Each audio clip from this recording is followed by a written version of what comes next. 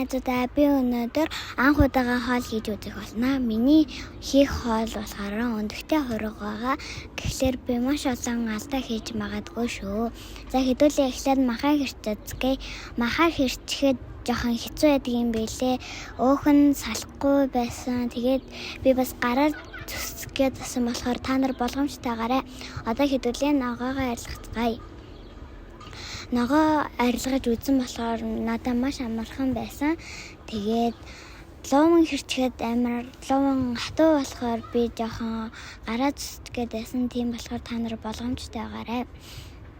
За тэгээд одоо будаага агшаацгаая. Одоо будаа агшаахтаа хоёр талаа аяга будаа агшаана. Будаа агшаахчаа гаргаж ирээд бэлэн болгоё. Будаага угаагаад усан шүүнэ. За усан шүүснийхаа дараа дээрээс нь хоёр хуруу ус хийх, будаанасаа дэшээ ус хийх ёстой. Одоо халаагаад одоо хэдүүлээ будаага болтол төмсөө ногоонуудаа хэрчэцгээе. Би төмөс яаж хэрчгийг мэдэхгүй байсан болохоор жоохон алдаа гаргасан байж магадгүй шүү.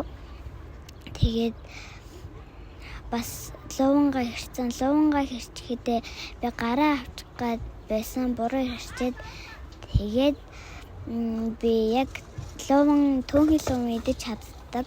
Тэгээд би лувангаа хэрчэж байгаа. Лувангаа эхлээд харуудыг аваад тэгсэндээ хэцүү байсан тэгсэндээ ингэж зүсгээд бол бүр маш амархан байсан. Одоо хэдүүлээ гол зүйл болох өндгөө шарцгаая.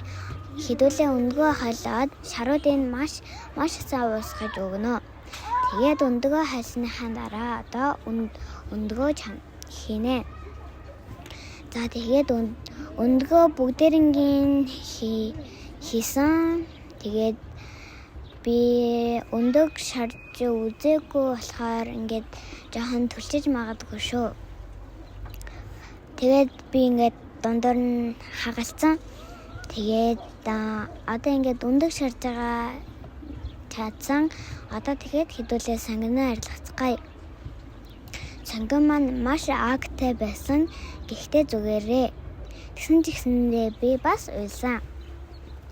Тэгээд одоо би будаага хийцэн. Тэгээд ингээд одоо би ингээд чадсан болохоор ингээд махаа хэрчсэн, ногоогоо арилгаад зүссэн, өндгөө шарцсан, бас будаага агшаацсан болохоор одоо хэдүүлээ хооллон мэлцгээе.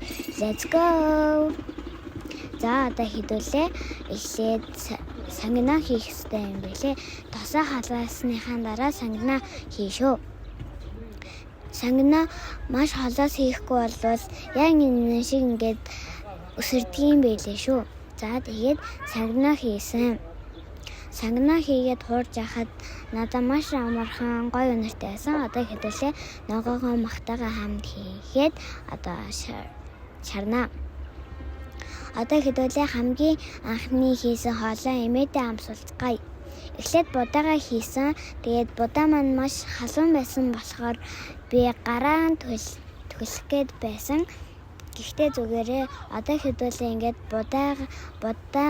будаага аягныхаа талд хийснийхаа дараа хажууд нь махан хийх болохоор яг аягныхаа талд нь хийх ёстой шүү хүүхдүүдээ.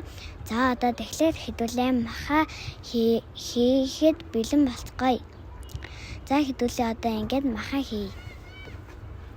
Махаа хийхэд бүр маш амархан байсан. Гэхдээ би ийм жижиг халбгаар хийхээ болоод том халбгаар том юмар хийн гэдгийг ойлгож авсан. Та нар ч гэсэндээ том юмар хийгээрэй.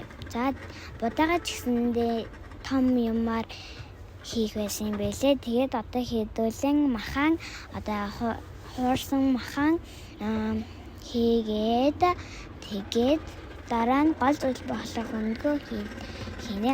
Одоо гол зүйл болох өндгөө тавьцгаая. Өндгөө махан дээрээс тавьсан болно, будаан дээрээс тавьсан болно. Би будаан дээрээ тавьсан. Одоо хэдүүлээ эмээдээ амсуулцгаая.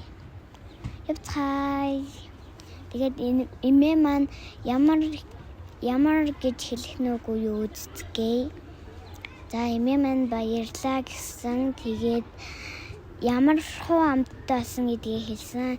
Тэгээд амар гоё амттай болсон байна гэж хэлсэн. Эмээ маань маш гоё амттай байна гэдгийг хэлсэн. Тэгээд надад баярлаа гэсэн. Тэгээд одоо эмээдээ амсуулсан. Тэгээд эмээдээ амсуулсныхаа дараа одоо би одоо хэдүүлээ өөрийнхөө хийсэн хоолоо өөрөө амсаа. Миний чансан хийсэн будаа маань маш гоё жажил бүргүй гоё болсон. Бас давсан ч гэсэндээ таарсан гоё болсон. Тэгээд миний бичлэгтэй маань хамт байсан та бүхэнд баярлалаа. Та нар ч гэсэндээ энэ 100 хоол хийж сурцгаая. Би бүр 11 хүний хоол хийсэн. Баяртай.